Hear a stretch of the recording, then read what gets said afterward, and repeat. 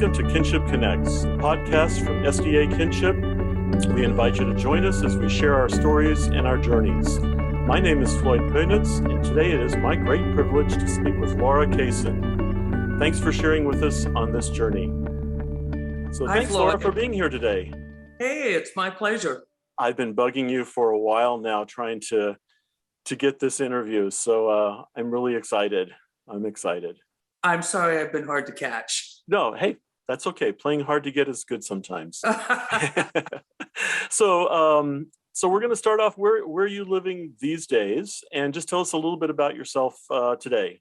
Okay, today I am 70 in a few months. I'm proud to still be kicking. Congratulations, yeah. I'm finally retired, Floyd, from 40 plus years in litigation. Law was my profession. Okay. I'm living in Sun City, Roseville. That's just slightly northeast of Sacramento. Mm-hmm. It gets a bit hot here. I moved here recently from the East Bay, San Francisco East Bay area. So I've spent the last 30 to 40 years there. Okay.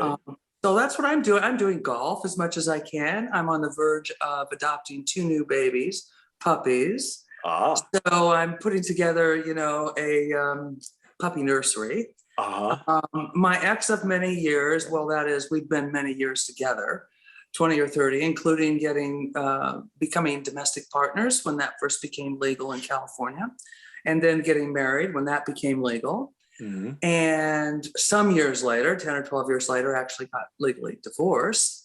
And she talked me into buying a house here about 2014 as a place for Dad to live. Mm-hmm. Which she did for many years. And then he moved a year or two ago, shortly after I had retired, and moved up and rented a place nearby. He's now living in Yountville. For those Kinship members who remember my folks from one of the earlier camp meetings at, I think that was UCLA, but I don't remember exactly. Probably, yeah. About 2000, I want to say, mm-hmm. where Mom did some speaking. Right. He always thinks kindly of Kinship and really enjoyed that experience and supporting Mom and her outreach. Yeah. But anyway, my partner has always been part of the family, will always be part of my family. And we're very close. We travel together, we golf together. So we spend a lot of time together, though we're no longer married, technically. Yeah. So that's kind of nice, that the relationship lovely. is continued. It's without all the strings and hang-ups and everything else. So that's... Well, it's like she says, living separately, we're half a mile apart, Floyd, not far. but it makes a big difference in a relationship. Yeah.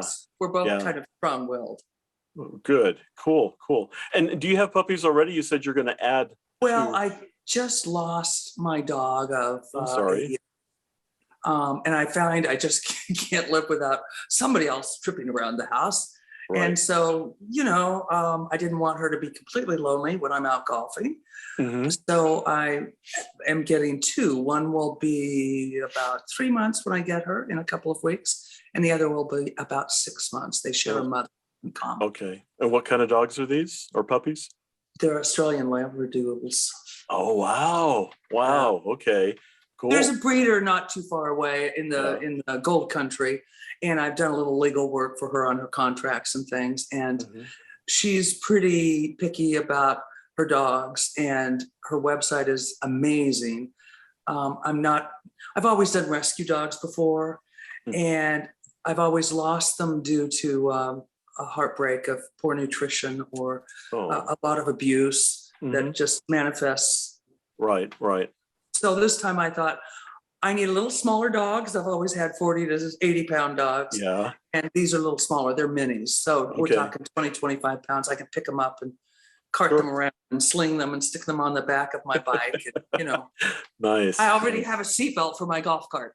Oh, cool. Okay. Good deal. Yes. Good deal. Yeah. Sounds like fun. So let's go back a few years. And where did you grow up? What? The formative growing up years of mine, I spent on the very far south of the Oregon coast at a little tiny town, population about 2,000. Okay. It was a fishing and logging village. That's where we moved there, I must have been about 5. Okay. And being an Adventist, he probably prepared me in that little town, prepared me for being able to accept being gay is just another part of being different. Because there we went to church on the wrong day. We kept the Sabbath, meaning we didn't come home and mow the lawn or do the dishes or, paint the house or work in the gardens. Right. We kept the Sabbath and we'd walk on the beach. Oftentimes Dad couldn't be with us. He was like the only doctor in town, or there was a kind of retired one and a part-time chiropractor.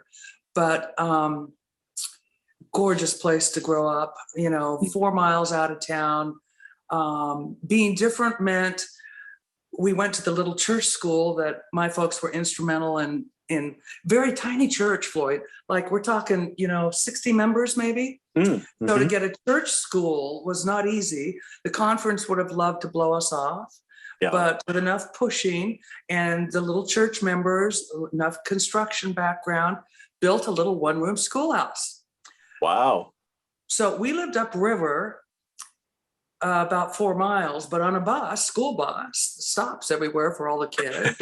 Everybody rode together, high school, elementary, there wasn't kindergarten yet. Mm-hmm. But we rode to the last stop, which was the high school, because our little church school was about 2 blocks away. So being different, you're not getting off with all of the kids your age. Oh, yeah. You're getting on with the high school kids. My folks didn't smoke or drink, of course. Nobody in the church did. Everybody smoked and drank. This was in the 50s. So everybody smoked and drank, and sometimes too much. I remember Mom talking about going to, because Dad was a little physician in town, he was the medical officer, chief health officer, the coroner, the testify at trial on crimes. Okay. So everybody knew Doc Cason. You're Doc Cason's kid. So everybody knew we didn't smoke or drink or eat pork. Right. Which made you stick out. Well, I was big for my age. I'm 5'11" still, And so you stick out for lots of reasons. Everybody wore sweatshirts and jeans, but there were times I think it was difficult for particularly Mom. She would go to, the county health board and fun dinners and everything. People smoked and drank. And I remember her telling the story of at one of the functions, we had just moved into town, maybe 6 months or a year. And the dinner started and the servers came around with food. Tiny little restaurant, would host these meetings. Mm-hmm. And everybody, she says, all of a sudden, all the eyes turned to us because they were pouring the wine and there were wine glasses at each place, to see apparently other church people were known for kind of making a big issue about being different. Yeah. And, it was like, what's Doc Cason going to do? Well, Mother and Dad, of course, just put their hand over the glass of wine. No, thank you. And it's like the whole room. I'm saying the whole room, this sigh of relief. It's like, doesn't have to be a big thing. Exactly. Yeah. To this day, when I go back to Gold Beach, there are times with one partner years ago, we did a deep sea fishing trip out of Gold Beach, is where I grew up. There's still population 2,000. That doesn't always include the artists up in Ophir or the loggers down at Hunters Creek, but in town, very tiny, was the county seat. This guy says, Cason, he's the boat driver guy, Cason, he says, there used to be a Doc Cason here in town. He delivered me. Wow. Said, yeah, that was my dad. One time I went through, this was after law school, and I think a different partner at the time was getting gas, and I gave him my credit card. And he goes, Cason, we used to have a Doc Cason here. Small world. I said, yeah, that was my dad. I grew up here.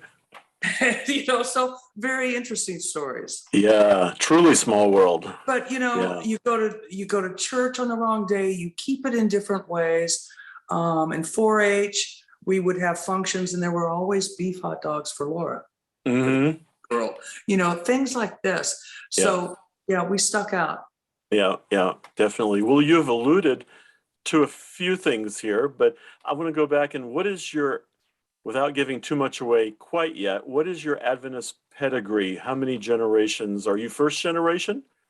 No, not at all. First generation. Thank you for sending me the little squib of what kinds of things you wanted to talk about, because it made me think, and I would have had to talk to a cousin or something. I'm at least a fourth generation Adventist. Okay. I believe my grandfather, who I know you want to talk about, and his father were both Adventist preachers. I'm not sure if that's my great-grandfather is the first in the Adventist family. I think he was the first Adventist preacher. Okay. But that takes us back to the late 1800s. Yeah. Grandpa met with Helen White more than once. Uh-huh. So it would be my great-grandfather, my grandfather, certainly my parents, all my aunts and uncles, and my generation. And now my cousins have children who are having children. So there would be 6 generations in the family so far. Wow. That's amazing. I like listening to podcasts. I have a podcast and it has your grandfather's voice saying, "Yes, I knew Sister White," and this kind of thing. And I love that podcast. And before we get into that, King's Heralds. Oh, I have Gold Beach stories about the King's Heralds. Grandpa and the King's Heralds. Yes, indeed. They were on the camp meeting circuit. Yeah. See, every Sunday, I grew up in the country, and Sunday was wash day. And every Sunday at 10 o'clock, I would hear the lift up the trumpet. I had my little transistor radio as I was helping my mom wash and hang up clothes or whatever. Yeah. And so your grandfather was who? Who was your grandfather? My grandfather was Harold Marshall Sylvester Richards, commonly known as HMS Richards or HMS Richards Sr. Because one of my uncles, his son, ended up also in his ministry at the Voice of Prophecy. Yeah. So, I think every Adventist loved your grandfather, your family. I mean, they were just the icons. I can certainly appreciate why Grandpa and Grandma, and I have to tell you something. Most people think it was Grandpa's ministry. It was their ministry, Floyd. When I cleaned out their house after Grandma passed away, besides being a nightmare because there were 2 generations of households saved there, including HMJ Richards, my grandpa's father. Yeah. I found some of the most touching, loving letters exchanged between HMS, or I'll refer to him as HMS as we chat, and Mabel, his wife, my grandma. One particularly will stick in my heart.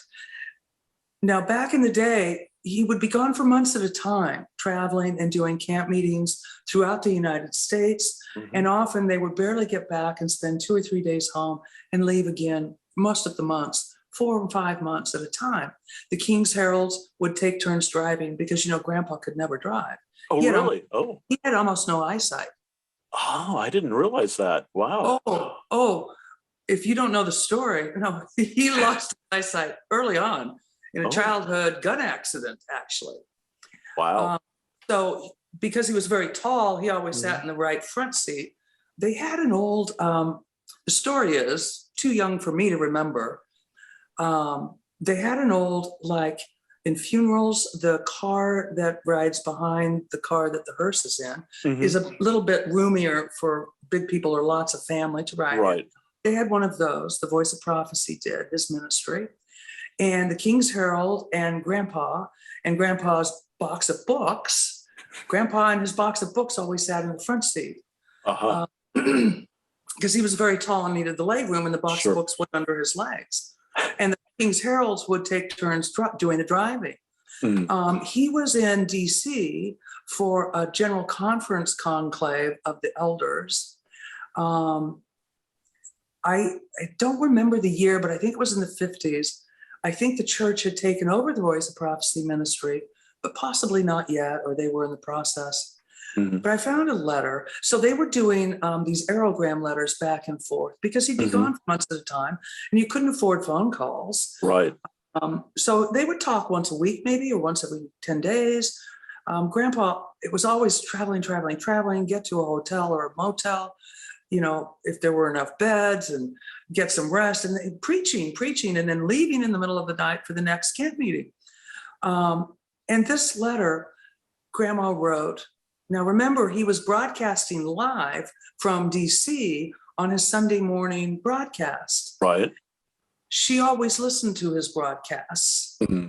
And her letter talked about, I could hear the disappointment in your voice today. I know the general conference meetings are difficult, but remember, it's not our work, it's the Lord's work. Wow. My prayers are with you.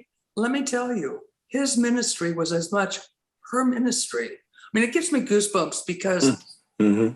I saw that in ways that, no, the public shouldn't need to see or hear. Mm-hmm. But I had never heard, it was a voice of encouragement and love and understanding and a deep appreciation for the difficulties of dealing with church politics when what you want to do is feed loaves and fishes. Yeah.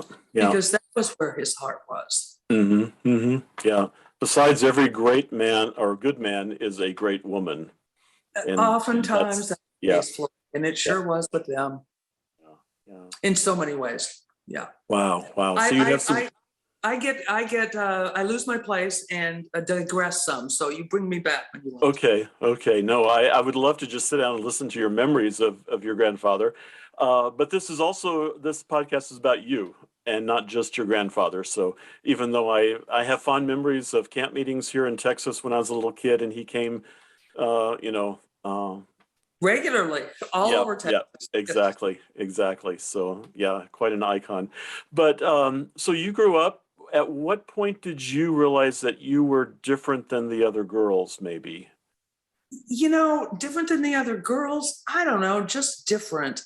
But then I'm not so sure I was so different from many of the other kids. Mm-hmm. We all grew up in sweatshirts and jeans. Right. On the beach, at the river, in the woods. Excuse me, we lived right kind of on a little creek, and behind that was the woods. And Mom would allow us to play in the woods. Mm-hmm. I mean, this is from 5 and 6 years old.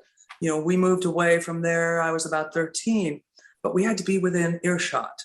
If we didn't respond, and could get home when she told us to, we had gone too far. So we're always rambling around in the woods, coming up with flowers, and azaleas and rhododendrons grow wild and all kinds of things. And we often, Sabbath afternoons, would play card games of authors and wildlife and birds. Mm-hmm. And so we were always looking for them. We'd often do walks on the beach and things like that. So it didn't feel different as a kid. Now, I do have to tell you, I know you'll want to talk about my brother, who was also gay. He died of AIDS in 1995. He was 2 years older than I, and his experience was quite different than mine. One time we had an hour's worth of crying and sharing kind of difficult chats. He told me that he had known he was different from the time he was 4 years old. Mm-hmm. So I would have been 2 then. Mm-hmm. He and I grew up quite close, and the sister right behind me was 18 months younger. The 3 of us were very close. And later, a few years later, we had a 4th in our family, a younger sister. So that was news to me when Marshall, my brother, told me that, because I had been oblivious to knowing I was gay or could have been gay until after I had finished college. Wow. Had been married to a man and divorced, which had nothing to do with being gay. Mm-hmm. And I was aware my brother was gay. I remember talking with my husband at the time, who was a therapist, about gay people. Seemed quite foreign to me, like I didn't know much about it, which is hilarious when you think about it. Because when I realized, 4 or 5 years later, it's like a light went on. And, we'd grown up as tomboys, all of us, girls, boys, but kind of everybody did there because they either fished for their father. It was world famous for fishing. There were World War II famous generals who would come every year and fish there, and it was logging. So these are not your refined Southern California, right. We literally, girls had to wear dresses to school. I'm sure they don't now, but we did then. Yeah. But, we always had pedal pushers because recess, we played softball with the boys. I mean, come on, in a little one-room school, sometimes we had 4 or 5 grades, sometimes we had 6 and 7 grades.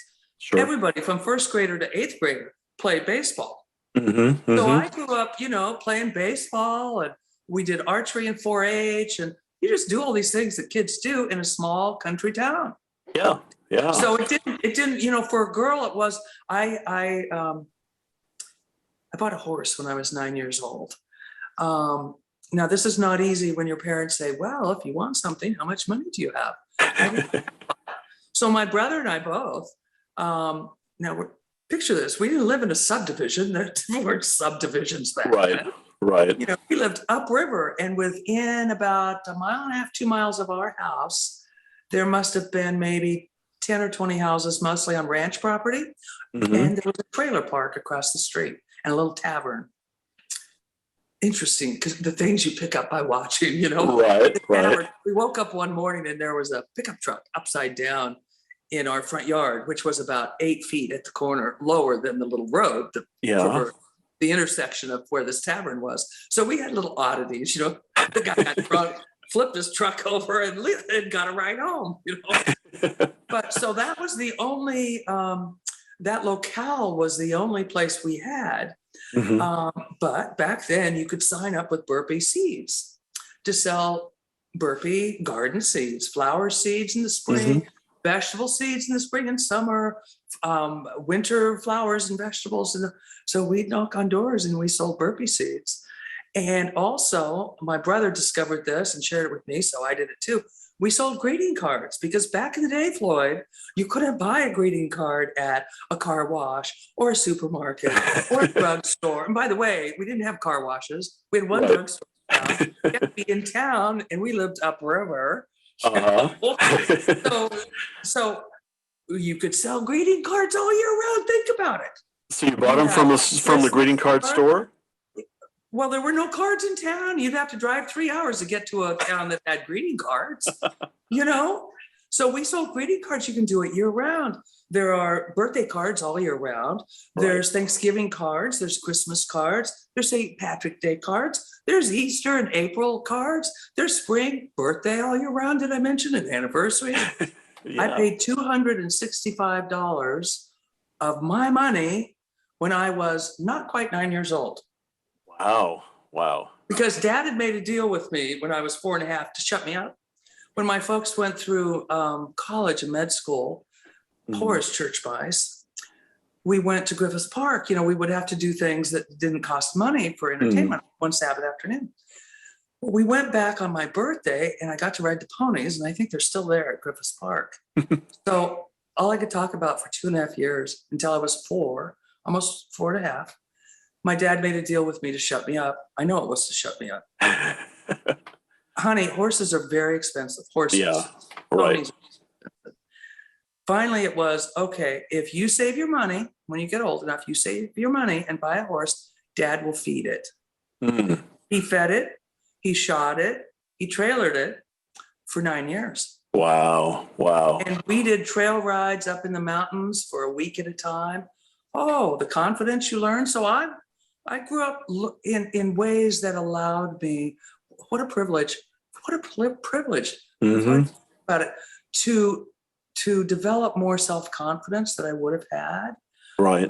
To learn skills of getting along with others and with horses. My horse kicked. So I was always at the end of the trail ride. We always had 2 adults at the front and 1 at the back. And there would be like 30 kids and horses. You could never do this today. Liability is horrible. Right. I mean, literally, not on trails. There were not always trails. Yeah. We would catch fire forest trails periodically, but in between, we had to traverse mountains. And because my horse kicked, when it gets dangerous on a mountainside, you get off your horse and you hold the tail of the horse in front of you. And mine would kick you no matter what. So I was you pat the rump of the horse and I'm going to tail hold. So even the trail master's mom, who was very active in our 4-H horse club, was a Rose Walker. She was always at the end. It's like, here, honey, here's how you do it. and then my horse behind me. So nobody had to tail hold her because she wouldn't put up with it. Wow. But wow. yeah, so you learn a lot of things. You learn the value of money, how to care for a horse. Almost lost her one time when she foundered.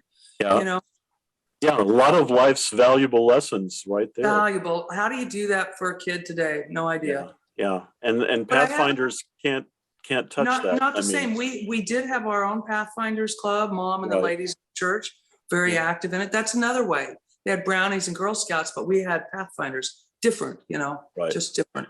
So when a woman kissed me, it's like, and I knew she was gay. Okay, it was like, oh yeah, another way you're different.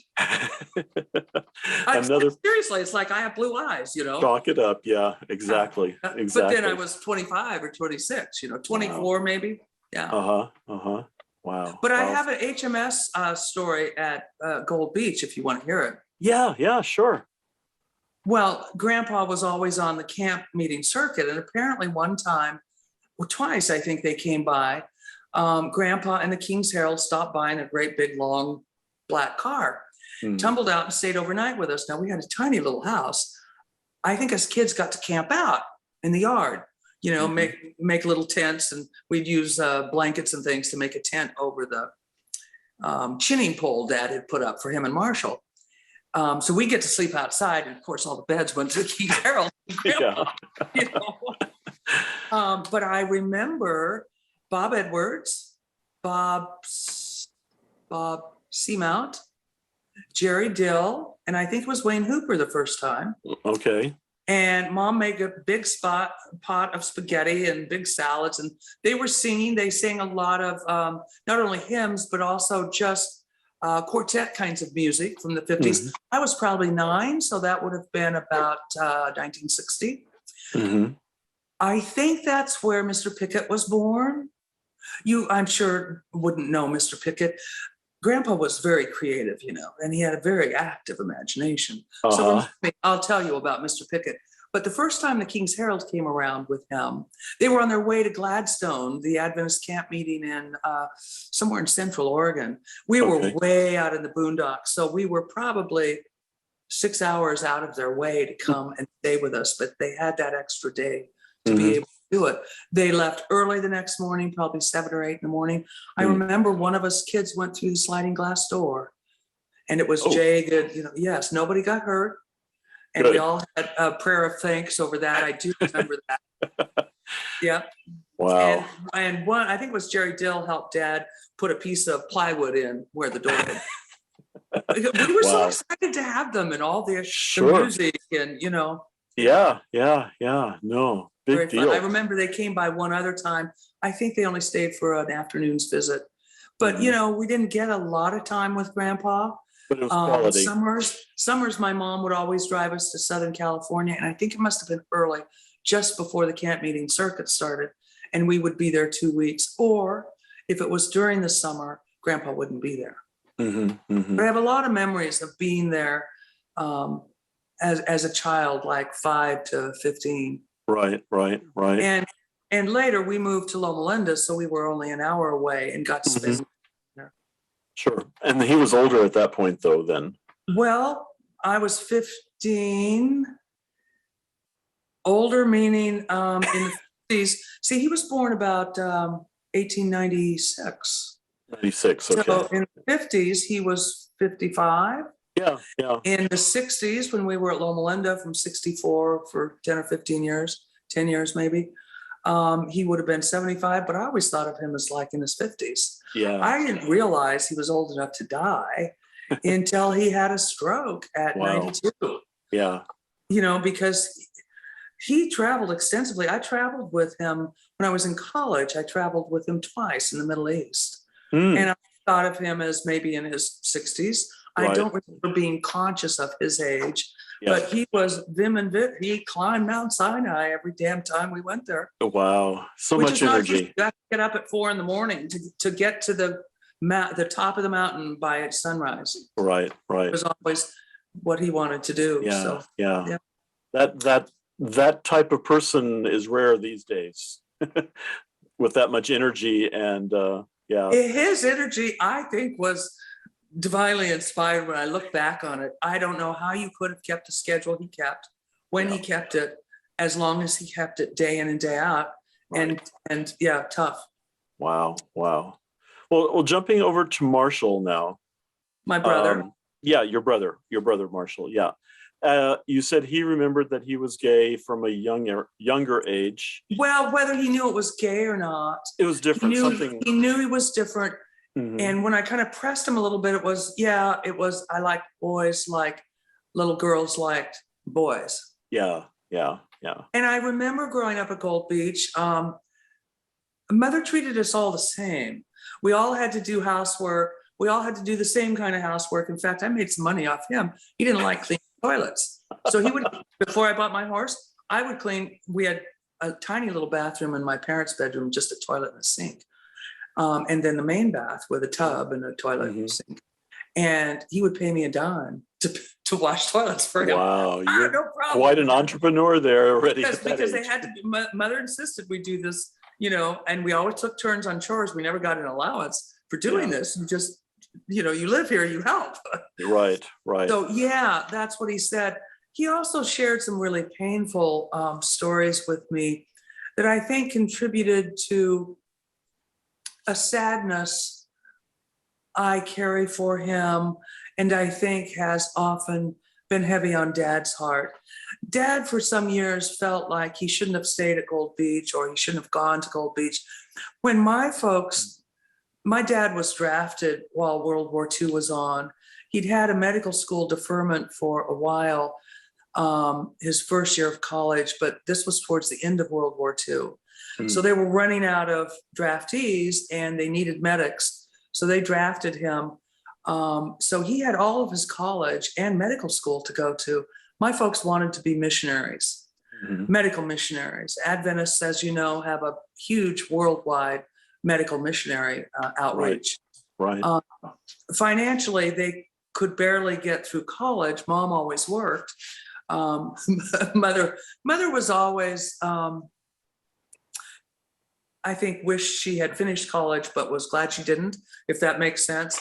She worked full time. She was a very highly skilled medical transcriptionist, often worked for a very famous, world-renowned neuroscientist since high school. Wow. Because she got the words right. She would research to get the words right. Anyway, so they came back. He came back from the war. They got married early, 19, before the war was over, because of course it was the end of the war. And I think I think she was afraid that he would die in the war, and she loved him madly. And I think she wanted him, Floyd. Sure. Yeah. Because I think Grandpa, when she told Grandpa, her HMS, that, they were going to get married, and Dad was in the military, literally in the military at the time. Grandpa, in his wisdom, said, well, your mother and I thought you and Walter might want to do that someday. We hope you might wait a little longer. No, Daddy, I'm in love with him. So they got married when he could get a weekend off. He was stationed at Palm Springs in training, and go to Glendale to get married. Mom had 10 days to put a wedding together, and they did it. Wow. Not easy in World War II times. You couldn't get white anything. Exactly. Clothes, hard things. Yeah. Those were different times. But I thought that very wise of Grandpa. He didn't say no, absolutely not.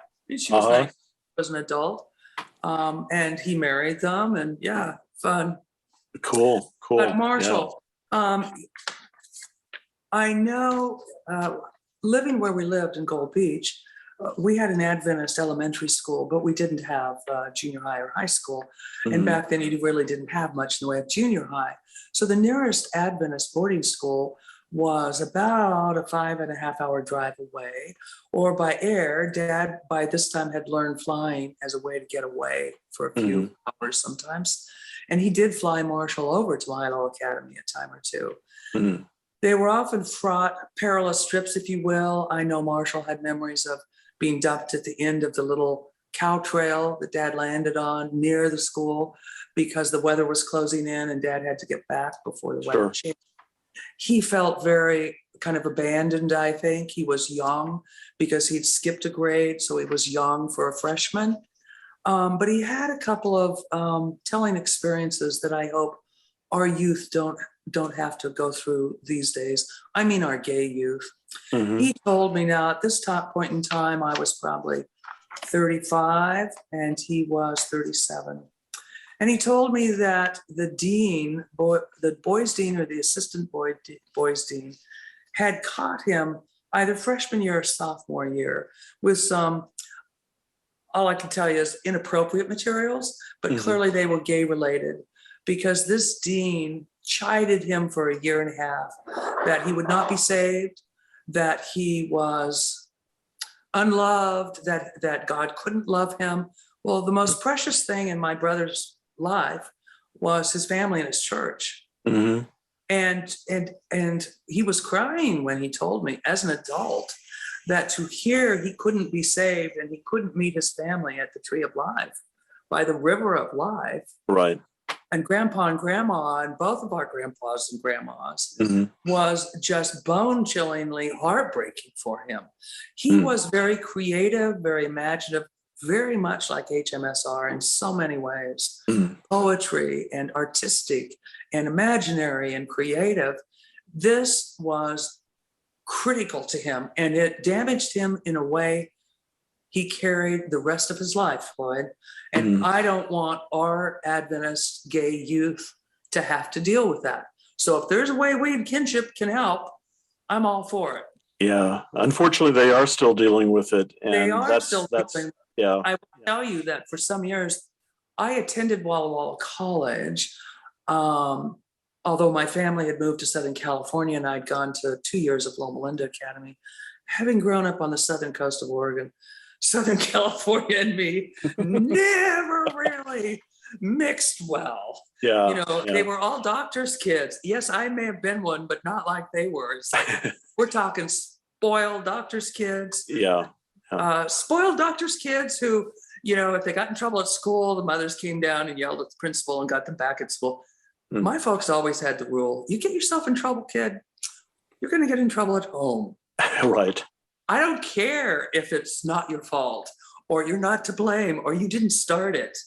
Your job is to stay so far away from trouble that I don't have to hear about it, you know? No, seriously. Yeah. So when I got kicked out of college, my senior year at Walla Walla, my mother had the good sense not to share with me until I was much, much older, that not only did the dean of student affairs at Walla Walla College call my parents, but before he did that, he called my grandfather. Do you know? Wow. I mean, I'm almost 40 before mother told me this, and with good reason. I said, what on earth did the dean say to grandpa? Oh my God, I was horrified. Well, he asked your grandfather if he knew anything about Laura being a drug dealer for the Greater Northwest. I was just speechless. I said, oh, Mom, no. And she says, oh, yes. Because, you know, one, I was a doctor's daughter from Southern California. I had a car. I was a senior, so you were allowed to have cars. And I drove back and forth. And Loma Linda is pretty close to Mexico, isn't it? So I must be bringing trunkfuls of drugs back to the North. Wow. Do you know, this was 20 years after the fact. You would never have known. Grandpa, no eyebrow raised, no less hug in his heart, no less humoring or kidding me. Right. Just, and you know what, I asked Mom, oh my goodness, what did Grandpa say? He says, well, you know, I wouldn't know anything about that. I suggest you talk to her parents or talk to Laura. Yeah. Wow. Never. Good thing that you didn't know, because that would have been so embarrassing. I would have been so furious. Yeah. I would have apologized to my grandpa. I was just mortified. Yeah. Yes, I was through a rebellious stage, you know. But in terms of Marshall, your viewers may find this interesting. I mentioned there were 4 of us, and there's only 2 now. Before we lost Marshall, we lost my sister. And that marked a real turning point, at least in my mind, from Marshall's standpoint. when we moved to Loma Linda, both Marshall and I think I was 13 going into 8th grade. Marshall was going into his junior year.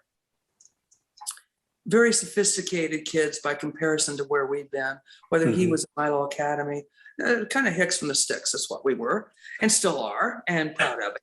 Sure. Frankly. He went to Bogenhofen his first year of college, an Adventist college in Austria. Right. He had taken 2 years of German and at Loma Linda Academy and really loved it. And I think, frankly, Floyd, he probably wanted to get away a little bit because by this time he's 17, but graduated high school. He loved Bogenhofen. Mother and dad visited him once there, and they ever traveled abroad.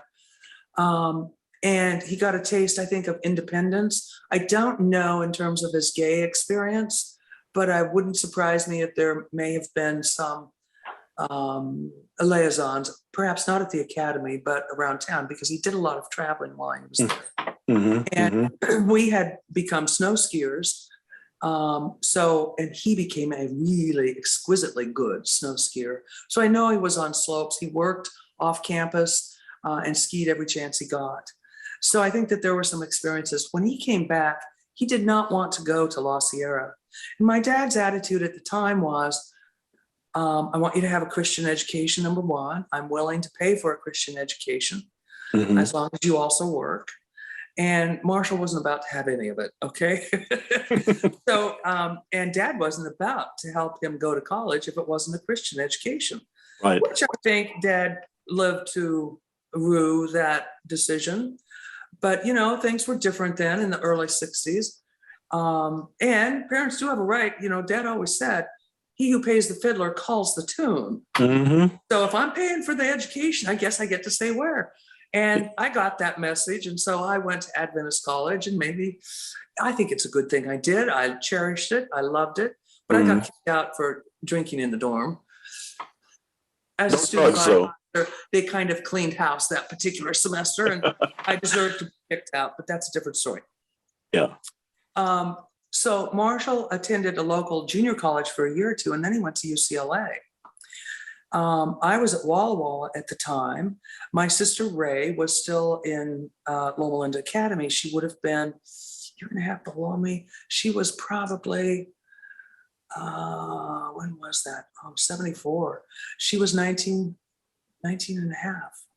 I was in college, so I must have been, you graduated at 22. It was my junior year, the end of my junior year.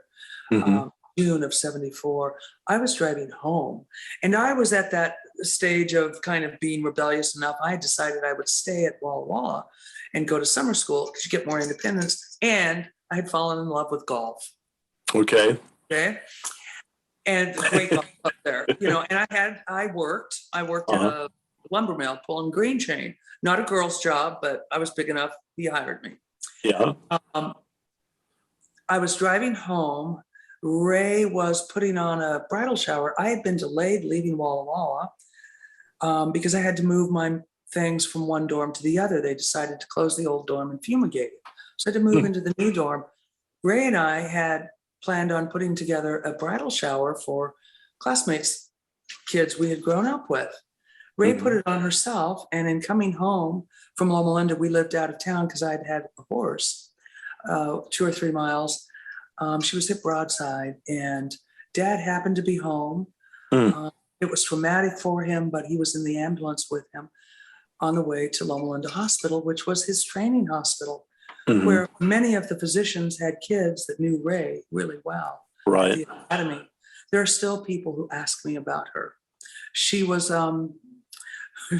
like Mom. She was gentle and loving and really well loved. That was really traumatic for Dad, and he became almost prostate, hardly get out of bed. Wow. She died. I arrived home about 3 hours later, and my sister Pat had called Marshall, my brother at UCLA, who was kind of alienated from the family. He immediately came out, and we were all just, it's really difficult to lose the glue of the four of us. She was the social glue of all of us. She was much more social and empathetic and connected better, particularly in Loma Linda. So she passed away in June. Marshall left the country in August. He had saved up enough money and wanted to go traveling. And he took a cheap flight into Athens and he hitchhiked. For 2 years, my folks almost never heard from him. Wow. They got a letter about 6 months later. He had made it through Afghanistan, where he'd been robbed, to India, where he, somewhere there are some gold mines. Wow. He worked in gold mines. He loved the Goa coast. He fell in love with India and he frequently went back to India. He finally called when he got to India and asked them to send him some of his money that he had left in savings so he could have them send it when he needed it, like $1,000 thing. And he got situated in Sydney in Australia, traveled a lot, had lots of adventures, not all of whom are good, but some of which he documented in a rather thick journal of sorts that he kept, or he really wrote shortly before he died, in the year or two before he died, as he was getting more and more ill. Right. I'm probably the only member of the family who read it with good reason, because I know some of his escapades throughout the world, including Cairo. The men Marshall has known. Yeah. Wow. So some interesting adventures, not all of them easy, not at all. But he, so for the better part of 20 years, maybe 25, about better part of 20 years, 22 years, he lived mostly in Australia. He came back a few times and would stay. He did an interesting, his occupation. My folks always, I think, felt he had wasted his intellect. He was extremely gifted intellectually, which is why at one stage, while we were still living at Gold Beach, my folks had sent him to live with HMS and Mabel in Glendale. He attended the Glendale Elementary School because there was only one other kid in his 6th grade class. And in a one-room school with 5 or 6 or 7 grades, however many kids you had, you taught to that grade. You kind of teach to the lowest level. And he was starting to get in trouble and cause trouble because he was bored to tears. He was bored. Yeah. And testing showed he was way up in the high levels of the gifted students. I didn't realize this, and I don't think Mother and Dad ever knew this, but the day we were having this cathartic chat, he told me he felt he'd been sent away from his home. I said, "Oh, Marshall, we all thought Ray and I were jealous of you. You know, to the big city." And one time when we went down to visit, I actually went to that school and got to go to that school for I think we must have house sit for Grandpa and Grandma when they were in Asia and traveling for 6 months. Yes, that's right. And when Marshall was there in school, and I would have been 1st grade, 2nd grade, and he was in 5th grade, 4th or 5th grade. Okay. I think it was 5th grade. It was interesting because I was in a whole room full of 1st graders or 2nd graders, and we got chocolate milk, at the break. So I was really young, kindergarten, 1st grade. Right. And he would have been 3rd or 4th grade, see? But he felt like he had been, what's the right Pushed word? out. Expelled from the family. Right.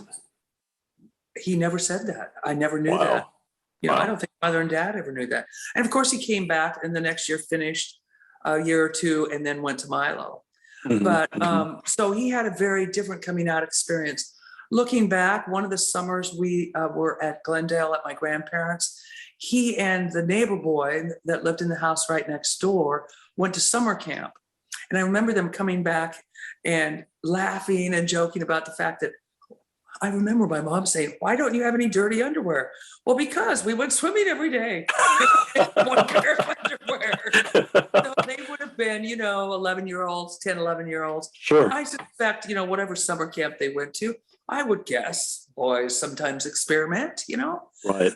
He never talked about that. That doesn't show up in his journal. Yeah. It saddens me that although he had a number of relationships, I don't think he stayed in one place long enough. He stayed in Sydney 8 or 10 years. Then he came back, spent 2 or 3 years here. He often had relationships. I met many of his partners. And usually it would be one permanent partner for the 2 or 3 years he was still in the US. Then he'd go back to Australia and spend a year and a half or 2 years. I think Dad, in frustration, one time made the comment to me, if he'd ever stay in one place, he has in Napa Valley. My folks lived in Napa Valley. He got what you call it when you commission. He got commissioned to do some very famous vineyards. He did this very fancy faux finishes and paintings. He could make jewelry boxes look like they were jade. He could paint pillars to be marble. My little house in Pleasant Hill, he lived with me for a year or two. And I came home from work one day and I have these 2 round pillars out in front of my little house. It was built in 1949. And somebody had the good sense to put round, wood pillars instead of these 4x4 that everybody else had in their house. Right. So I had these round pillars. I come home and here's these marble pillars holding up my front porch. It's like, oh my God, this is beautiful. Wow. And he goes, Wow. And you know what he says to me? I said, Marshall, that's gorgeous. How do you do that? Oh, it's what I do, He says, oh, Laura, you didn't tell me you have the most handsome neighbor, Paul and Joy, and their 2 kids across the way. And he says, and Paul was in construction, really nice guy, quite sophisticated guy. Apparently he'd seen Marshall painting the marble out, came over to admire it. And Marshall says, I turn around and here's this blonde, hunky blonde. I said, be careful, he's married. I know. But he was very comfortable with his gayness. But I'll tell you how my folks first got introduced to having gays in the family. Was when he had been gone that first couple of years and he landed in Sydney. He'd probably been in Sydney 6 months. So maybe he'd been away from home for 2.5 years. They were worried sick at some periods because he would drop them notes, little aerogram letters. So they knew he'd been in Afghanistan and been robbed and beat up. And then they didn't hear from him for 3 or 4 months. And then they got a letter that he's working the gold mine somewhere in India. And it's like, phew, he's still alive. So they were kind of worried. And remember, my folks are getting over having lost a child. Right. And to feel like they're essentially losing or lost a son. Their only son, the firstborn, was almost more than they could take. Sure. I came home from work one summer. I went to Walwal and then I'd come home and I usually worked lifeguarding at the university pool at Wawanda. Came home from work one day and Mom I could tell had some tears, not crying. Mother never showed that. And she was holding an aerogram for Marshall. I said, well, what's the matter? Well, she says, I'm sad. And she handed me the letter. And my brother could paint the most beautiful pictures of his travels and where he was and what he was doing with words. Like Grandpa preached, Marshall wrote letters like that. Okay? Wow, yeah. And so he's talking about, the gorgeous sunset and the books he's read. And by the way, Mom, I think I really need to tell you guys that I'm mostly homosexual. And I kept reading the rest of the letter. Well, I knew that's what was a heartbreak for her. We didn't talk about it at the time. I said, oh, Mom, it's no big deal. Not that I knew anything about gays, because I really didn't. But I knew that, from halfway around the world, kind of what difference did it make? I didn't know what to say, She shared the letter with Dad. We didn't talk about it much for some weeks. And when we did talk about it, it was about, well, honey, he's really creative. He's very artistic. It probably makes sense. And there was never any, oh, this is horrible. This is embarrassing. I've never, ever picked up a hint of that ever. Over the years in talking with my folks, particularly Mom shared with me, she says, growing up, she says, I think your father and I knew that there were gays. There was a place that we would go during the war to see the newsreels because there wasn't TV. Most people didn't have TVs. Right. So to find out what's going on in the war, and all your friends were in the war, at various places. And they were going to funerals for friends who died in the war. So they would go to newsreels. And this one particular newsreel, I got the sense that it was a seedier location, that Okay. there were these guys would hang out, and we thought they were different, like Marshall, gay.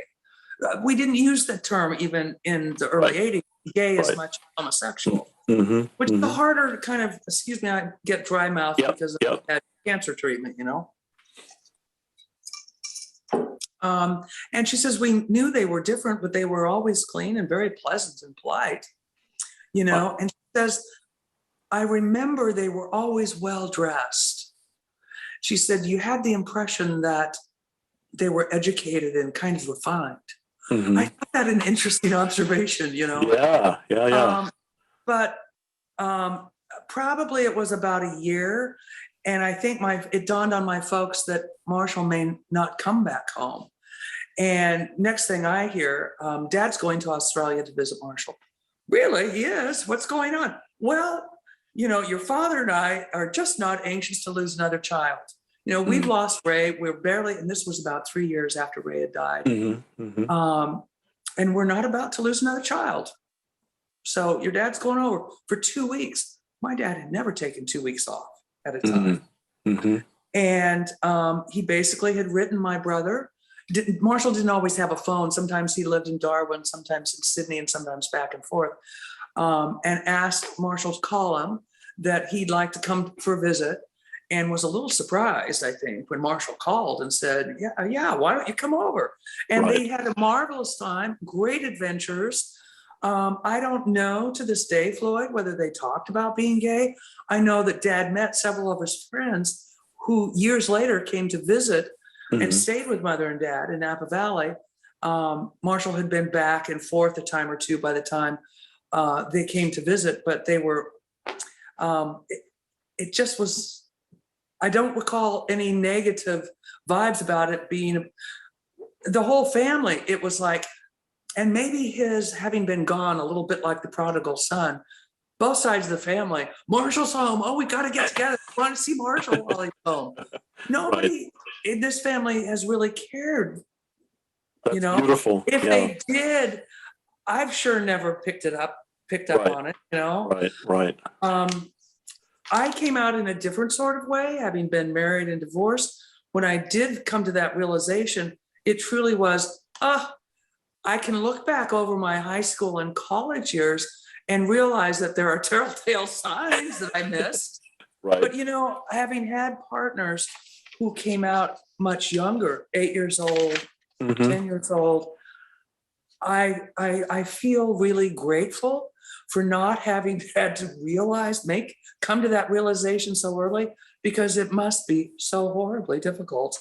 Right. It was very difficult for me to get through puberty and come of age without knowing I was gay. I have to tell you, I can't fathom having to realize that.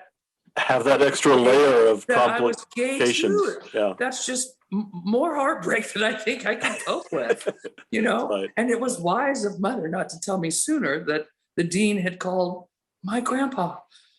My grandpa. It's like, I'm just embarrassed that my parents had to put up with my rebellion, if you will.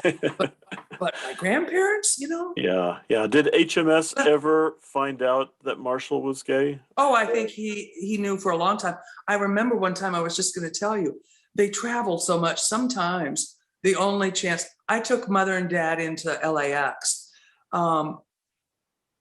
In addition to all the travel HMS was doing work-wise, preaching-wise, as he later in his years, there were people who wanted to travel with him in the Holy Lands. And at one point, Harold Jr., my uncle, mom was the oldest of her family. Okay. Dad was the youngest of his. So Harold Jr. was the firstborn after Mom, and then Kenneth and Jan. And Harold Jr. had been moved. He was also a preacher, had been moved from, I think they were in Albuquerque, to Glendale, and then the Voice of Prophecy, joined Grandpa's ministry, and at some point in time took over as the speaker. Grandpa technically, I think, was retired, but he remained on for another 15 or 18 years. And then they were running two meeting circuits. Wow. Grandpa would go the Southern Circuit from Southern California through Arizona, New Mexico, Texas, and through the South. And Harold would do the Northern one, and then they'd switch and catch the Middle Plains, and right. both. So there would be two sets, and Del Delker and Brad and Olive Braley traveled with one of them, and the King's Herald, and they'd move back and forth. So Grandpa, and gradually with air travel being the means of travel and camp meetings being more consolidated, as things change, Grandpa didn't have to do as many camp meeting circuits, and somebody had talked him into doing a trip to the Bible lands.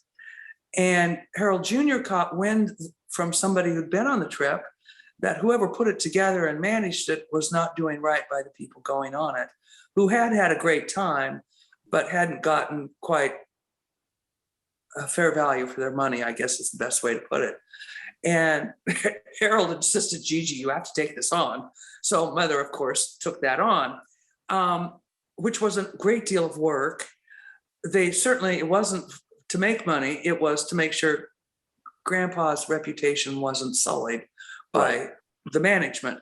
Sure. And I got to travel. When I was at Walla Walla, I was what was considered a tour escort. So there was a group coming from the West Coast to New York with meeting a group from the South and the East Coast in New York, flying different flights. But so I escorted them through New York to Tel Aviv or to Jerusalem. I think we flew into Tel Aviv that trip. So I got to travel with Grandpa a time or two. But other times, I remember one summer, I took Mother and Dad to LAX, where they were meeting Grandpa and Grandma and the group that was traveling with them to the Bible lands. So these are all Adventists. Marshall was attending UCLA. He had very long, straggly hair, a very long, straggly beard, and for some reason or another, perhaps shock value, he had in tow a beautiful Asian gal with, we hippies at the time. This was in the 60s, of course. Hippies at the time, this long kind of bedspread, Indian kind of bedspread, Right. Pinched together right at the appropriate spot to cover at least the nipples of the bosom with a safety pin. Oh, and did I mention they had a scraggly, kind of smelly, beautiful black lab trailing along. Now, in these days, remember, LAX allowed you to go out to the airport, out to the departing gates. Well, this is at the check-in gates. And I'm there, dressed appropriately. And all these people, this is high-end travel, not first class by any means, but people are dressed nicely, not like we hop on in our T-shirts and flip-flops today, air travel. This was Pan Am and TWA. And I remember seeing them kind of straggle in, looking around for where Mom, what gate are you flying out of? We're not out at the gates. This is a check-in. And I didn't recognize Marshall initially until, oh yeah, that's him. And then I see the gal coming along and the dog. Well, listen, Marshall has kind of a tattered, short sleeve shirt on, not a T-shirt, and shorts and flip-flops kind of things. And he's looking the worst for UCLA drug wear. Okay. I don't know how else to describe it. Clearly designed to embarrass Mother and Dad and Grandpa and Grandma if there's any way possible. Yeah. Well, it didn't work. I have to tell you, it didn't work. And I said, oh, hi, Marshall. I gave him a hug, and Mom's, checking people in with a gate attendant, a check-in gal, and she sees Marshall. Oh, honey, I'm so glad you could come. She just grabbed him and hugged him. Grandma was standing next to her and didn't recognize him either. And when he realized, Mom's grabbing him, Marshall, Marshall's here, Walt, Marshall's here, Grandma says, oh, Marshall, it's so good to see you, and grabs him and hugs him. Well, you could see the shock on Marshall's face. And here's this girl, so Marshall brings her out. It's like, it's not just me, we're, there she is. Oh, hello, it's so nice to meet you. Too bad you guys aren't coming with us. Well, some of the good church brethren that are checking in are kind of looking like, oh my goodness, who is this hippie? He had long hair, shoulder-length hair, longer than me, and I had long hair. And Dad comes over, oh, Marshall, I'm so glad you could come. Well, a couple of the good brethren have Grandpa cornered. They always have him cornered. And Marshall came because he wanted to see grandpa. Yeah, but mom and dad, of course, as well too. But and so he sidled over to grandpa, and grandpa turned to him. This is my grandson. He gave him a hug. Grandpa's kind of getting frail at this stage, but he's tall and still stout. Right. And grandpa was so good about this affirmation. We all need it so much. And he turned to the two guys. One was the doctor, pretty well known one. One was a preacher, I think, pretty well known, and said, "Gentlemen, I want you to meet my grandson. I am so proud of him. Wow. He's our Great. first grandson, and he's going to UCLA. Isn't that marvelous?" Awesome. Well, if you were going to try and embarrass the family, it didn't work. It didn't work. It was kind of, I think Marshall was a little crestfallen, actually. Probably, yes. He actually mentioned that one time to me, Yeah. Yeah, I can believe that. But your grandfather was just so gracious, and I think Grandpa always knew. I never talked with Grandpa to confirm he knew that. But he was so inclusive. His sermons, his life was so inclusive.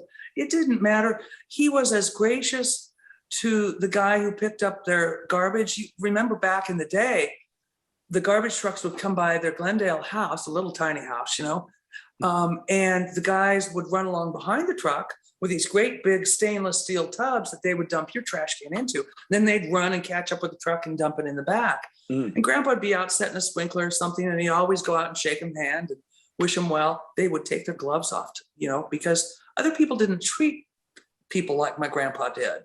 Right. He was just a man of the people. He was very, very humble. Yeah. Very Wow. in terms of whether he knew I was gay, I'm guessing he did not, because I didn't live near him, unless it's something Mother shared.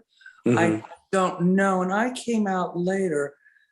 I came out about 10 years before he died. So I was living in Northern California, San Diego, in law school. When he learned I was going to law school, next, he had this huge library. Now, you realize, Floyd, as the family trustee, I get stuck with dealing with his massive library, which we donated to La Sierra University. Okay. And they've renamed their divinity school after Grandpa. It's Great. the Richards Divinity School. I think that's awesome. Yeah. I just literally last Friday shipped out 2 boxes of his diaries that go back to when he was in college at Washington Missionary College, I think it was called, in Washington, D.C., or Missionary College in Washington, D.C. So I lost my place. Real treasures there. Yeah. You'll have to remind me where I was.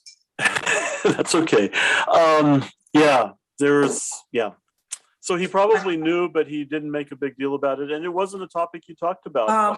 Let me tell you, for many years, both sides of my family got together at Pismo Beach for Thanksgiving. And until he had his stroke, Grandpa and Grandma Richards always came up, oftentimes just for a day or two. And the rest of us would stay Wednesday night through Sunday or Monday. And I always had a partner with me. And sometimes they would be different, from the last year. And Grandpa never batted an eye and was always interested in who she was, where she was from, what she was doing. He was just always interested and always cared. So it's not something, I never felt a need to make a big statement. There were times we held hands. I didn't, so it wasn't, it didn't matter. Yeah, you were just living your life. Yeah, it just wasn't matter. Everybody was welcome. There were times that I wasn't out to Mother and Dad. Marshall, my brother, told me later, he says, well, Dad asked me one time, do you think Laura might be gay? And I would have expected Marshall to say, well, of course she is. What do you think? She's living with all these women. And I think that's what Dad was looking for. But Marshall just said, I don't know. Why don't you ask her? Does it really matter? Well, no, I guess it doesn't.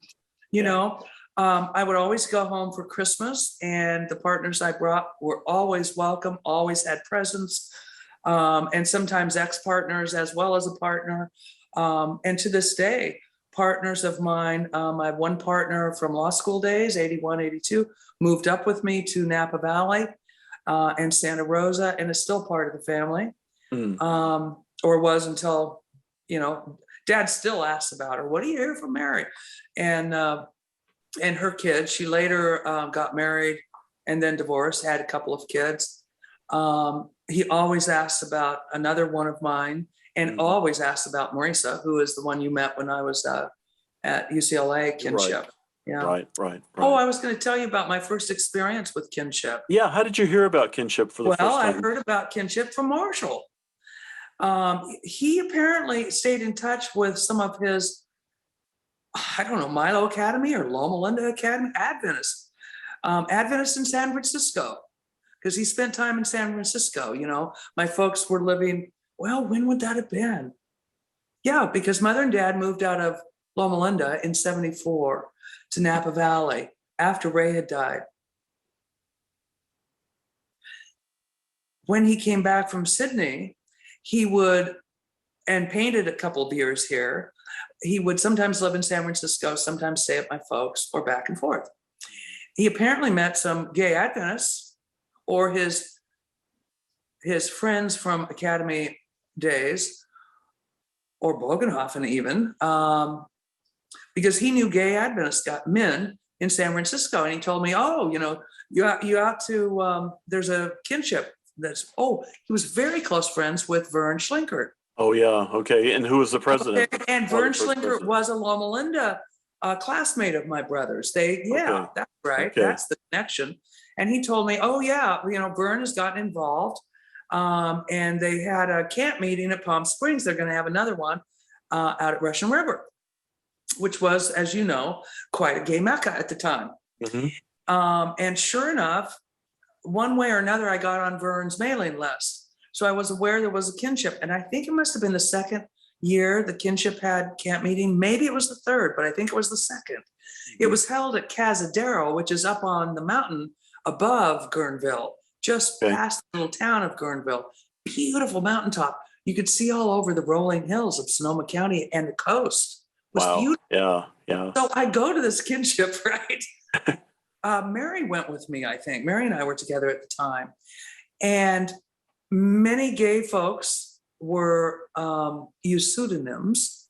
Right. And they asked if you were comfortable with it, could we take a Polaroid picture and put it up on the bulletin board with whatever name you're using? Mm-hmm. Mm-hmm. And there were a couple of pictures there who, you're not going to believe this. Talk about Adventists being small towns. I mean, right. Okay. Yeah. And, we look at the pictures, mostly men, but some women. And here's a gal with kind of long hair. And I forget what name she was using. And I just used my name. Nobody knows me. Little did I know that years later, Mother's going to talk about her gay son and daughter at her various speaking engagements. Oh, my goodness. It didn't really matter. But so we have lunch. We got there in time for church. Or the service, and then had lunch, and we're chatting around afterwards. And this gal comes up to me from one of these pictures I had noticed, and she says, "Are you Laura Cason?" Because I said, "Okay, do a picture in my name." Yeah, I said, "I am." And she says, "I'm Linda Urquhart." Well, that's a family name that registered with me. My grandparents on the Cason side lived up on a ranch out of Redding, about a half an hour up in the hills. My grandmother, Cason, wrote books and was an artist. And she wrote a book.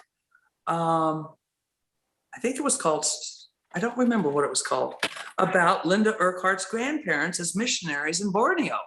Wow. Okay. So I knew the family name of Urquhart's, and her grandparents had lived a couple of miles down this little country road from my grandparents back in the day.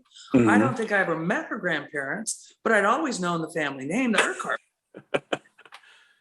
And so we sit down and start chatting. She says, "Well, I don't know if you know this or not. Our mothers shared a hospital room the night and morning she and I were born at Loma Linda. She was born about 6 hours before me. And she was born about 11 o'clock the night before. And I was born at 7 a.m. the next morning. And our mothers, and in fact, our families knew each other, our parents knew each other, but I had never met her. What a small world. Small world, and her Uh, folks had lived on Crestmont Drive at by Angwin at PUC, which is where my folks were living at the time I met her. It's like, oh my goodness, her father was gay. I remember hearing the stories, and this is another example of, I do remember hearing stories of her father having come out while they were living there at Angwin, much to the dismay and chagrin and pain of her mother. He was a psychiatrist and simply could no longer live a lie. I met her father and his partner of many years. Sometime later, they were living in the Guerneville area. They often moved. They were both retired, and they'd get tired. They came to explore Northern California, and then they would go to Florida for 5 years and then other places. So don't know if her father's still living. I'm in periodic touch with her now, but we actually owned property together for some years, and 10 of us up in Humboldt, Mendocino County. Nice. So nice. Small world, yes. Yeah. Happy memories of kinship. Happy memories of kinship. And grateful for it. I would also digress for just 1 second. When you're an alumni of an Adventist college, they often call you for contributions, right? Sure. This was after my introduction to kinship and being gay and very comfortable. And I've always felt, and sometime maybe I'll get involved in kinship's outreach on campus, because I used to get these calls, and I'll tell you what I said to them. Would you like to make a donation? Oh, do you have happy memories? I say I have a whole lot of memories of Walla Walla, and most of them are glorious. Yeah. Having been kicked out, however, that's a whole different story, But I went back and finished the year at Walla Walla, but then I went to La Sierra and graduated there. What was I going to tell you? See, I forget like this.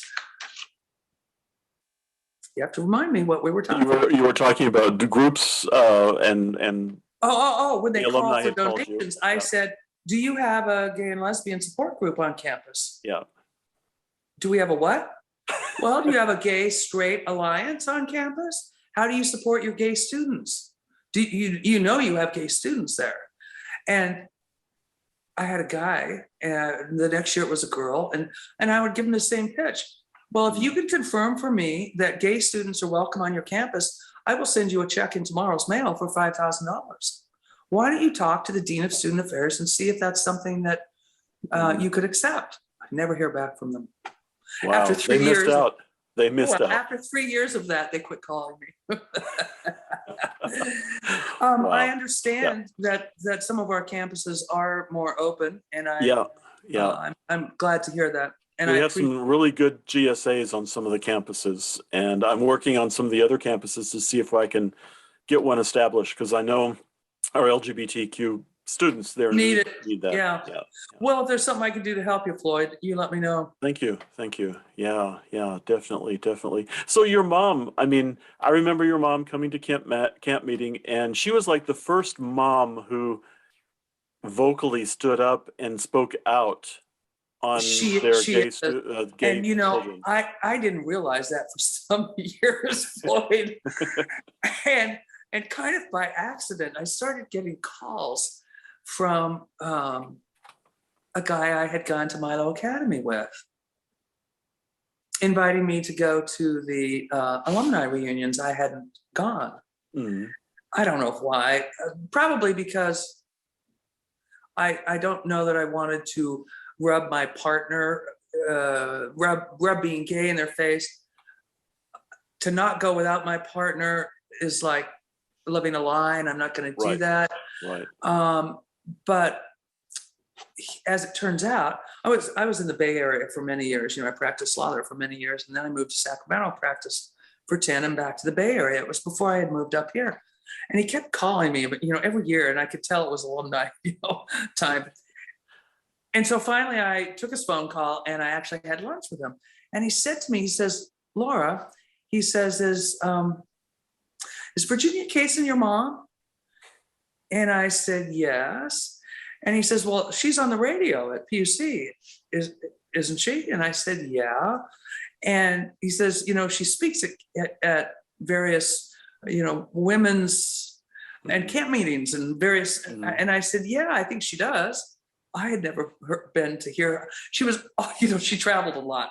Right. And she was still doing some trips while they were in Napa Valley for Grandpa. And then she was doing her own speaking engagements. I had no clue she was talking about me, perhaps not by name, but he's not a dummy.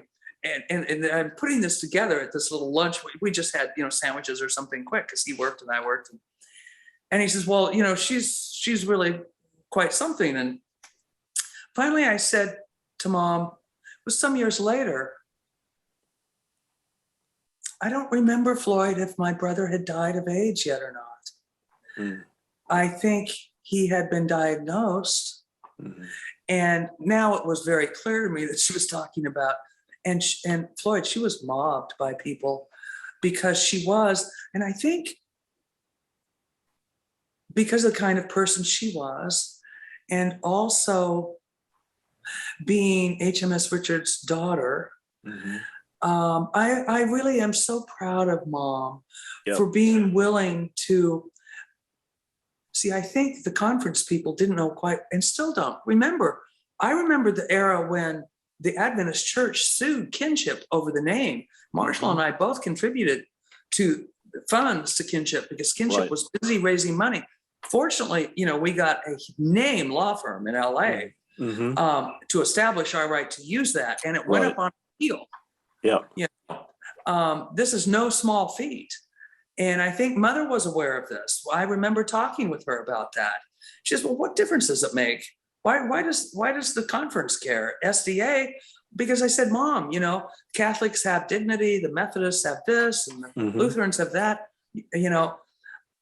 Well, yes, why shouldn't they be able to use Seventh-day Adventists? Why that's? And I said, well, the church is suing them. Well, she says, that doesn't feel very Christian to me. Amen. Yeah. Amen. I hope they lose. I really remember her saying, I hope they don't win. That's what she didn't say, I hope they lose. I hope they don't win. Mm-hmm. Good. So I'm not sure how she got started in that. I never asked her, but she had been speaking at camp meetings or women's retreats for some time. So that was a natural progression, I think. And that outreach, there were times I'd go up and see them for the weekend from the Bay Area. And Mother says, oh, honey, I've got to take a couple hours. There are a couple of emails I just have to respond to. And she shared some stories. She had a call one time from a woman who sought her advice on, my goodness, my son hasn't been home for eons. Well, he's homosexual. And Mom says, well, so what? I have a son who's gay and we can, they're just part of the family, aren't they? Well, this woman seemed pretty uptight, according from Mom. Mom picked up that she was very uptight. And she had called Mother because her son from across this country wanted to come home and was bringing his partner, and she didn't quite know how to house them. Should we get a motel? Because, do I make up an extra, we only have one bedroom with a double bed in it. And should I make him sleep on the couch? And what do I do? Mom listened to this thinking, oh my goodness, lady, it doesn't have to be this hard, So when the woman took a breath, Mom says, well, let me ask you, if he were bringing home a sweet young Adventist girl, what would you do? Well, I'd give them why don't you just do the same thing? Yeah. Oh, do you think? I think. Mom says, I think. What do you think? How long have they been together? Of course. Yeah. If you're going to welcome them into your home, don't you welcome them into your home? She never judged. She never said, oh, my dear, you dumb bunny, you. And that was how Mother handled me and being gay. She didn't, it's just not an issue. But she had phone calls. She was covered up with emails. She always made time for people at these retreats. She came home exhausted, ragged, with lots of people who wanted responses and needed her ministry. It was a ministry. Right. And, it was interesting, some of the condolence cards and letters we got after Mom died. And one of the nicest things was one of the King's Heralds who dropped me a note and said, your mother was more like your grandfather than any of her brothers. Mm, mm, yeah, In a lot of ways. In a yeah, lot of ways. yeah, yeah. She was as humble, as mild, as non-judgmental as my grandpa. Mm-hmm, mm-hmm. Yeah, yeah. She was, yeah. And just full of love. And her love for God, you know, I've known her all my life. And her walk with God has been a growing walk. Mm-hmm. I remember it. I remember coming home from Milo Academy because I went there my junior and senior year, and Mom inviting me. I knew she had been going to this multi-denominational women's Bible study group in Redlands, and it was, so she invited me to go, and I actually went. I really don't think I had wanted to go, but I went. Mm-hmm. And it was really lovely. If I remember right, you started out in groups of maybe a dozen, and people, there was a scripture for the day or for that week, or I think they met if not every week, twice a month or something. Mm-hmm. And there was always a leader in the group to talk about it. And then they came together as a congregation. There must have been 200 or 300 women there. And Right. an older gal gave a little sermonette, I would call it, a sharing of about this scriptural reference, and in a non-denominational sense. There's so much we have in common with so many denominations. Yeah, Come on, yeah. folks. We can call him different things, but he's our God. Allah, whatever, you know, Yahweh. Yep. Mother's real personal walk with God. That was instrumental in it, and that was in the 60s, Mm-hmm. 60s and 70s. Right. And I'm sure traveling with Grandpa and losses. I don't know that my folks ever recovered from losing Ray, and certainly not from losing Marshall. It was more than they could bear. Sure. I'm convinced that Marshall's death triggered Mother's Alzheimer's. Oftentimes there's an emotional trigger. Losing Marshall for my mom was like losing her dad again. Both Marshall and Grandpa shared a great love of poetry, of beautiful music, of great reading, ancient history, so many things. And losing Marshall, I think Mother was so close to her father. Losing Marshall felt like losing not only her son, but also her dad. Yeah, yeah. And that was a heartbreak that was probably too much for her. Yeah, I would think so. Yeah. And yet, you know, we didn't lose her for another 14 years. Really? Okay. 8 and 5, 13 years. Marshall died Labor Day of 1995. She passed away in the spring, just before her birthday, April of 2008. 8. Okay. Wow. I think it was 8. Maybe it was 2009. Yeah. Wow. But now you said you had a poem or something there. Is that correct? Oh yeah, I wanted to share with you. I thought your audience might enjoy my youngest sister, kind of an interesting character. But among other things, besides being a shrink, she writes some poetry and does some art and plays a lot of music. She wrote a poem that I've never found any of her things without having to Google it, but I found this online. It was actually published in the Spectrum, an Adventist magazine of some nature. Exactly. I periodically read it, find it kind of interesting. And I found this, and she captioned it "Circle for HMS and Mabel. Almost Sabbath in the tiled kitchen. Soft hands work a small, sharp knife to split ripe fruit into the bowl. She hums. She's the one in the family who hums. Doesn't sing open-mouthed at sundown worship when Grandpa's booming bass carries the rest of our voices. To taste the sweet vowels of day is dying in the west, heaven is touching earth with rest, heaven is touching earth with rest. And when we reach the intervals, arching higher with holy, holy, holy. I can just hear Grandpa's voice singing that so deep. We find the center of a gathering deepness, cleansing shadow of Sabbath embracing us all together. and we link hands in a circle of prayer. Grandpa prays last in the voice you hear from the pulpit, the radio, voice spiraling into your ears to coil around your heart and hold it still as God's voice or grace. Later, the light she left on over the sink will guide us through the dark house to the kitchen again, to fruit salad, warm bread, and another kind of grace that was ours for the taking. Wow. That really captures That's the beautiful. Friday Yeah. night of my memories at Grandpa and Grandma's house in Glendale. Yeah. Wow. Beautiful. Well, we could talk on and on and on here. Truly. I have, With and maybe age comes a lot of stories, yes. Well, maybe we'll have to do a part 2 or come back and pick up Whatever. sometime. That would be great. What is your relationship to the Adventist Church today? Well, I don't go to church on a regular basis, and I haven't in years. I will tell you that I carry the church and the principles I learned in the church and from my family. To my grave, I will. I feel part of the Adventist Church. I always will.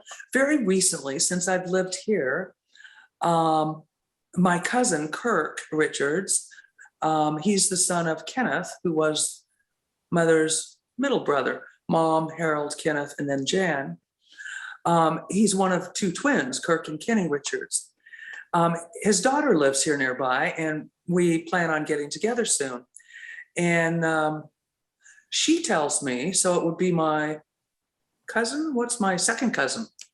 Jill works for the Adventist International Health Outreach. They're based here in Roseville, apparently. That there's a great church that sounds like I want to go attend because it sounds less stultified.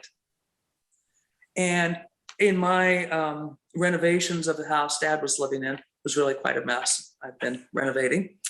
I've come across 2 interesting characters who I think I will take to church, neither of whom have been inside an Adventist church in many years, both of whom became Adventists while growing up and living in Serbia and the Ukraine. Wow. I find that fascinating. One's a guy about 65, not quite in as good a shape as the other, who's 59. And both of them remember the voice of prophecy. When I hummed the lift up the trumpet and loud let it ring, it's like, oh, that was your grandpa. That they knew from the stations in Europe. Sure. Yeah. So we're going soon. So that's a church nearby? That is a church here in Roseville. And if my cousins, and she made a comment, oh, you were always the cousin we really liked, or the aunt we really liked. Because I'm crazy.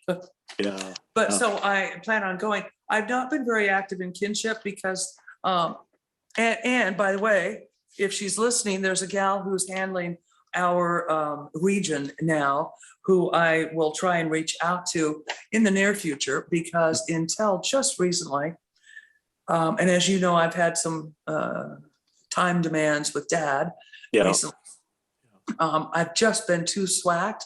I'm still dealing with a lot of HMS Richards legacy things, La Sierra and the university, and in cleaning out their residence, there's been a great deal of Adventist legacy materials that I've needed some advice on which heritage room they should go to.